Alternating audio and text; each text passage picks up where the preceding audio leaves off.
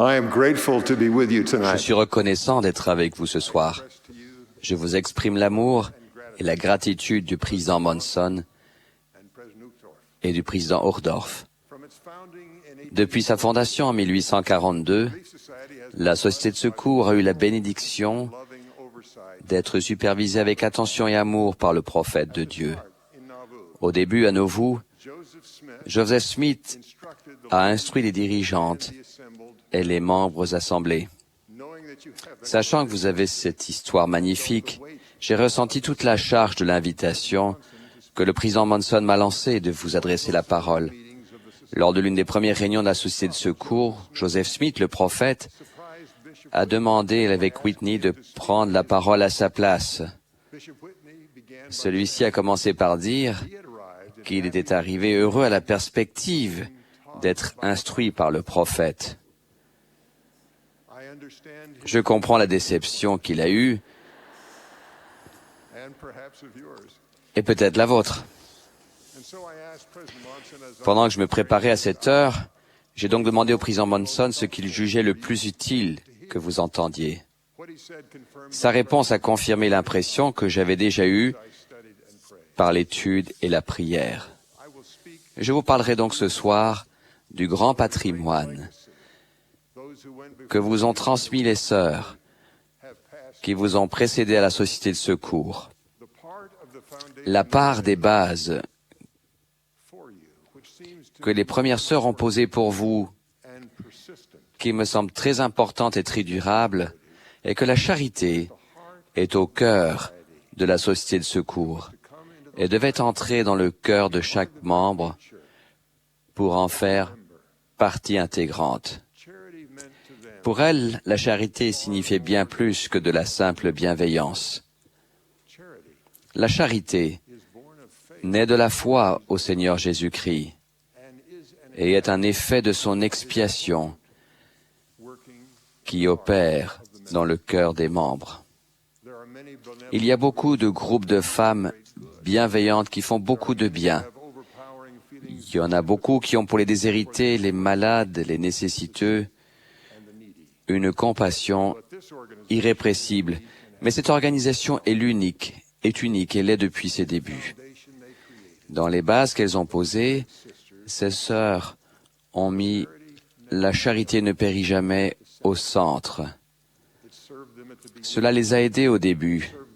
Cela les a aidés tout le temps qui a suivi. Cela les aide maintenant à notre époque. Et cela aidera la Société de secours dans les temps à venir.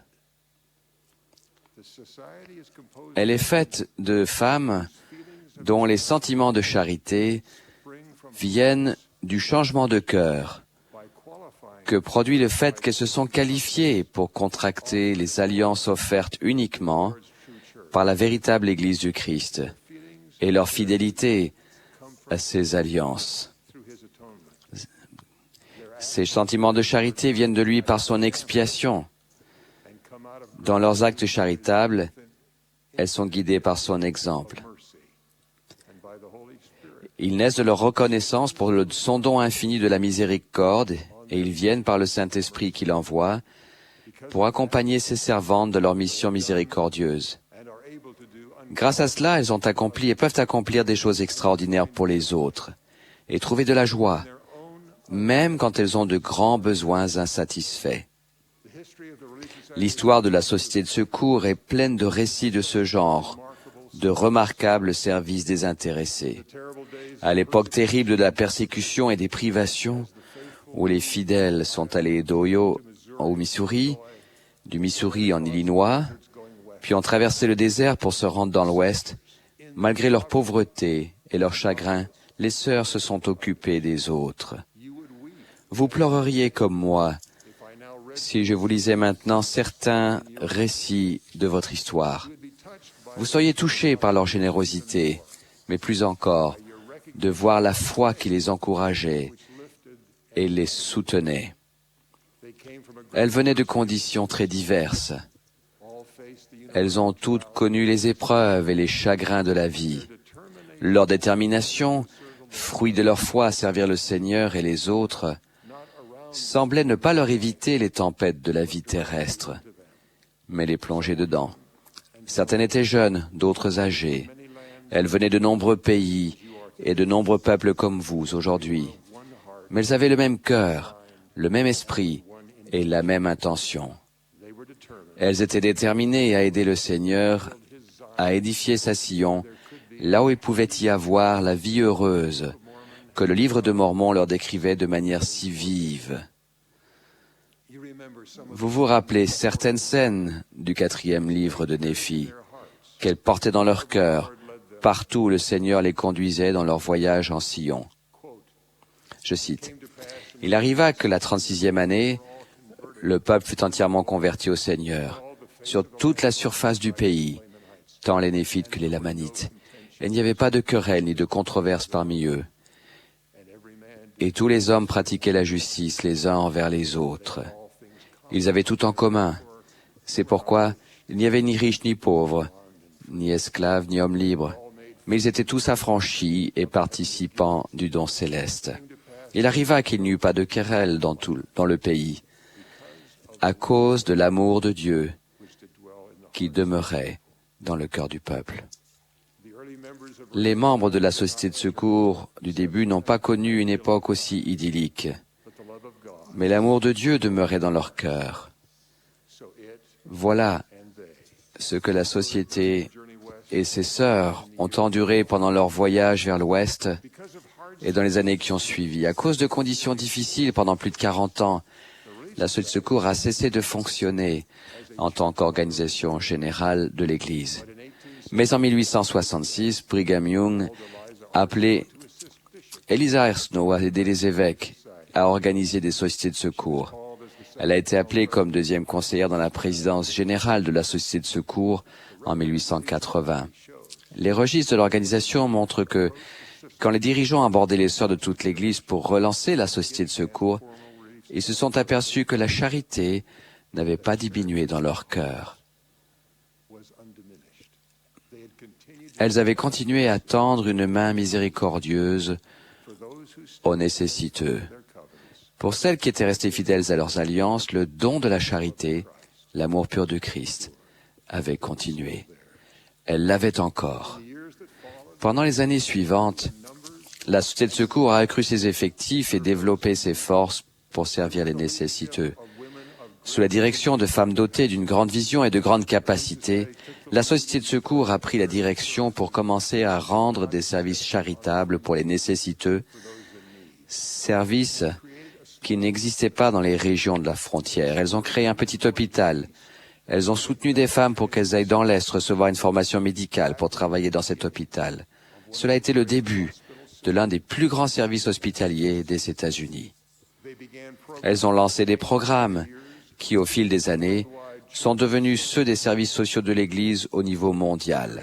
Elles ont créé un réseau de silos à grains si efficace qu'elles ont pu répondre à une demande d'aide du gouvernement fédéral pendant une période de guerre et de crise. Elles ont lancé ce qui est devenu la primaire et ce qui est devenu l'organisation des jeunes filles de l'Église. Elles ont lancé leur propre magazine pour les femmes. Elles sont devenues l'une des plus grandes organisations de femmes au monde. Elles font aussi partie des dirigeantes d'organisations de femmes aux États-Unis. La Société de secours a été au cœur des débuts des efforts de l'Église pour apporter son aide humanitaire dans le monde entier. Quand ils visitent l'Utah, les dirigeants des nations expriment leur émerveillement et leur admiration pour ce que l'Église accomplit en faveur des pauvres et des victimes de guerres et de catastrophes naturelles dans le monde entier. Ces dons remarquables faits aux enfants de Dieu font partie du patrimoine durable de la Société de secours. Joseph Smith, le prophète, a dit aux sœurs de la Société de secours lors de ses premières réunions que ces choses remarquables seraient le résultat de leur service fidèle. Il a dit que des reines viendraient apprendre de leur service et y participer. J'ai vu l'accomplissement de cette prophétie et je vois, d'après les annales, qu'une promesse scripturaire faite à ceux qui servent le Seigneur dans son œuvre a aussi été accordée à ces pionnières de la Société de secours. Cette promesse, faite par Joseph Smith, le prophète, est enregistrée dans la section 88 des Doctrines et Alliances. Elle parle des personnes qui seraient appelées à servir avec le Seigneur pendant des époques successives. Je cite, « Il dit au premier, « Va travailler dans le champ, et je viendrai vers toi à la première heure, et tu verras la joie de mon visage. » Il dit au deuxième, « Va aussi dans le champ, et à la deuxième heure, je te rendrai visite, et tu verras la joie de mon visage. » Et également au troisième en disant, « Je te rendrai visite, et au quatrième, et ainsi de suite, jusqu'au 12e. Et le Seigneur du champ alla vers le premier, à la première heure, et demeura avec lui pendant toute cette heure. Et il se réjouit de la lumière, du visage de son Seigneur. » Il est clair, d'après leurs annales, que ces femmes de la première période de la Société de secours ont ressenti la joie promise par le Seigneur. Il était dans l'œuvre avec elles. Il l'a fait prospérer. Elles ont ressenti la joie et vu la lumière. Le prophète Joseph a prédit qu'une autre période suivrait. Il a vu les grandes œuvres qu'elles accompliraient dans la première période. Mais cela a dû paraître alors contradictoire. Il a dit qu'elles devaient servir, bénir, s'occuper des personnes qui étaient proches d'elles et qu'elles connaissaient personnellement. Après une période de joie à servir, il a dû être difficile pour les dirigeantes de la Société de secours d'être conduites par le Seigneur dans une autre époque, loin des champs qu'elles avaient cultivés si magnifiquement. Je sais qu'il a été difficile pour les hommes qui ont hérité du service hospitalier, qu'ils avaient élargi sur les bases que la Société de secours avait établies. Par l'intermédiaire de ses prophètes, le Seigneur a expliqué que ses serviteurs de la prêtrise pouvaient faire confiance à d'autres pour entretenir et édifier ce puissant moyen de faire du bien et se tourner davantage vers des champs où travaillait le Seigneur à sauver les âmes éternelles des enfants de son Père. Et l'Église a donc cédé son excellent système hospitalier. Je connais, j'admire les hommes qui avaient eu la joie de servir dans ce service hospitalier. Et j'ai vu qu'ils reconnaissaient que la joie venait de travailler avec le Seigneur et non de leurs propres accomplissements.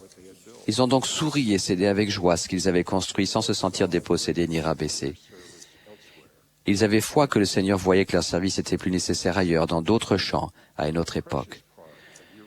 Une partie précieuse de votre patrimoine de la Société de secours est cette même foi qui habite les dirigeantes et les membres de la Société de secours. Le Seigneur avait vu où leur grand talent serait nécessaire dans l'époque suivante, et un endroit où elles trouveraient encore plus de joie que dans les projets admirables qu'elles avaient entrepris et édifiés. L'Église a grandi et s'est étendue au monde entier. Les services qu'elles avaient créés commençaient à nécessiter des moyens énormes et une supervision constante dans une Église en expansion et un monde de plus en plus troublé. La gestion de vastes programmes centralisés donnait moins l'occasion à chaque dirigeant de la Société de secours et à chaque membre d'avoir la joie de servir des personnes en particulier pour et avec le Seigneur. Pour une nouvelle époque, le Seigneur avait déjà tout en place. Le seul système qui pouvait apporter secours et réconfort dans une Église aussi grande, dans un monde aussi diversifié, serait rendu par chaque servante à proximité des nécessiteux. Le Seigneur avait vu cela, l'émergence de ce besoin dès le début de la Société de secours. Il a mis un modèle en place. 2 sœurs acceptent leur tâche de rendre visite à une autre comme un appel du Seigneur. Cela était vrai dès le début. Les dirigeantes de la Société de secours ont organisé des membres qu'elles savaient avoir la foi à rendre des services compatissants quand cela dépassait des capacités de 2 instructrices visiteuses désignées.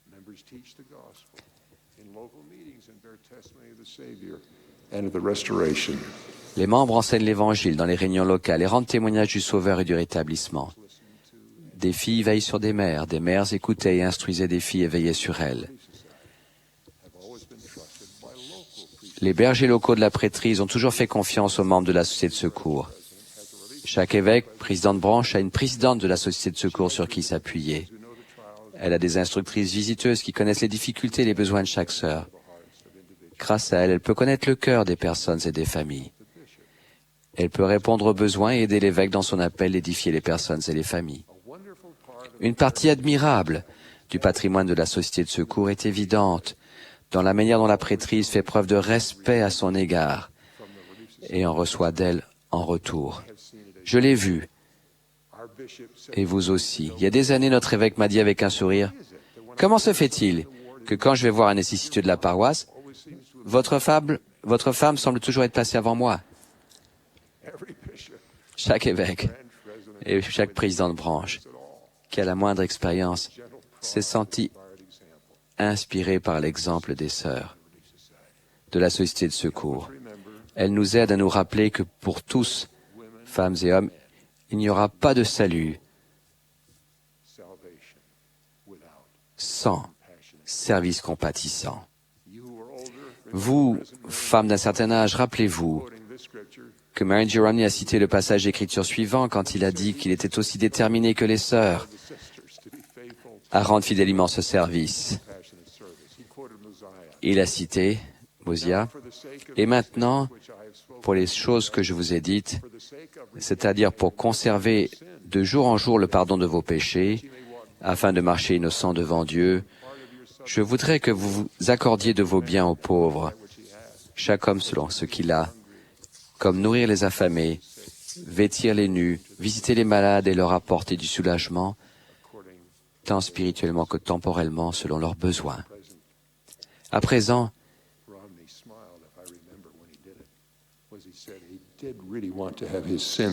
je souris en y repensant parce qu'il voulait ressentir le pardon de ses péchés grâce au service compatissant. À présent, il est temps de parler de ce que vous devez faire pour transmettre ce patrimoine magnifique et sacré de la Société de secours à celles qui vous suivront. Je vais parler de choses petites et simples. Rappelez-vous seulement qu'il se transmet de cœur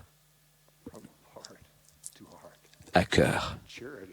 La charité, l'amour pur du Christ, fait partie du grand changement de cœur que le Seigneur promet à ses disciples fidèles. Il n'est donc pas difficile de voir les choses simples que vous pouvez et devez faire pour transmettre le patrimoine. Chaque fois que vous et votre compagne vous vous préparez à aller faire des visites d'enseignement, vous devez vous rappeler ce que sera la réussite. Elle sera plus que de passer la porte. Elle sera plus que de donner un message. Elle sera plus que de demander quelle aide vous pouvez apporter. La réussite ne viendra peut-être qu'après de nombreuses visites. Et peut-être ne verrez-vous pas dans ce monde la preuve de votre réussite. Mais vous pouvez ressentir par l'esprit que vous vous en approchez. Avec une sœur de la Société de secours, j'ai parlé d'une visite qu'elle a faite. Elle venait de perdre son mari d'une manière soudaine et tragique. C'était l'évêque qui avait suggéré qu'elle fasse cette visite. Elle avait eu dans les dernières années que des contacts intermittents avec la Société de secours. L'instructrice visiteuse s'était préparée en s'arrêtant à un magasin pour acheter des fleurs. C'était une période où les tulipes étaient disposées en de nombreuses couleurs pour être vendues. Elle a choisi une couleur, sa préférée, mais s'est ensuite poussée à en choisir une autre. Elle ne savait pas pourquoi elle avait choisi le jaune, mais c'est ce qu'elle a fait. Quand elle a offert les tulipes jaunes à la porte, la femme a souri et a dit « Venez, voir mon jardin derrière la maison. » Il était plein de tulipes complètement écloses. La femme a dit « Je me demandais si je devais en couper pour la maison, mais maintenant je peux les laisser et en profiter un peu plus longtemps dans mon jardin, puisque vous m'avez apporté celles-ci. » Elles ont bavardé agréablement comme si elles étaient d'anciennes amies. Grâce à cette impression d'apporter des fleurs et de choisir des tulipes jaunes, cette instructrice visiteuse a eu la preuve qu'elle était en mission pour le Seigneur. J'ai pu ressentir la joie dans sa voix lorsqu'elle m'en a parlé. Elle ne savait pas ce que la veuve avait ressenti après la visite, mais si c'était que Dieu l'aimait et qu'il lui avait envoyé un ange, l'instructrice visiteuse l'avait aidé à parcourir la route qui mène au succès aux yeux du Seigneur. Cette visiteuse n'aura peut-être que dans le monde à venir la confirmation de la réussite qu'ont produit ses efforts fidèles, C'est vrai pour 2 instructrices visiteuses qui ont sans arrêt apporté de l'amour à une autre veuve qui habitait à proximité, dans une maison de retraite. Après de dures épreuves, elle est décédée il y a que quelques semaines. D'après ce que m'a appris un fils de la veuve, je suis confiant que ces instructrices ont réussi. Elles éprouveront le bonheur décrit par la mère de Joseph Smith, le prophète aux sœurs, qu'il a décrit lors d'une réunion de la société à laquelle il a assisté. Elle a dit, « Nous devons nous chérir les unes les autres, veiller les unes sur les autres.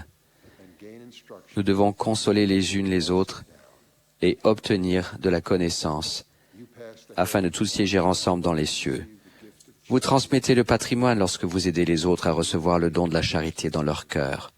Elles pourront alors le transmettre à d'autres. Le patrimoine et l'histoire de la société de secours sont enregistrés sous forme de mots et de chiffres, mais ils se transmettent de cœur à cœur. C'est pourquoi les familles bénéficient tant de la société de secours. Ma mère m'a laissé une petite épinglette portant l'inscription « La charité ne périt jamais ». Sir Beck m'a donné cette petite épinglette pour mon revers de col. Je l'ai épinglée. Mais je sais que Joseph Smith se souciait de la croissance de la société de secours. Donc, je ne vais pas le mettre moi-même sur mon col maintenant pour contribuer à cet accroissement. Mais cette société que le prophète a vue devient une société de femmes et de sœurs converties. Le patrimoine durable que ma mère a laissé à sa famille a été son amour et celui du Seigneur que j'ai vu et ressenti par les choses simples qu'elle accomplissait pour lui en exprimant sa compassion. Elle était une femme de la société de secours. Elle n'a pas eu de filles, mais ma femme a transmis le patrimoine à nos 2 filles. Elles le garderont vivant dans le cœur des autres. Il durera parce que la charité ne périt jamais. Je témoigne que la charité est l'amour pur du Christ. Il vit en le servant, et en servant les autres avec lui, nous ressentons sa joie. Par son expiation, il a permis de supplier pour avoir le don de la charité et de le recevoir. Je sais que notre Père Céleste vit et répond à nos prières. Vous êtes membre d'une société fondée et mise en marche par le prophète du rétablissement, Joseph Smith.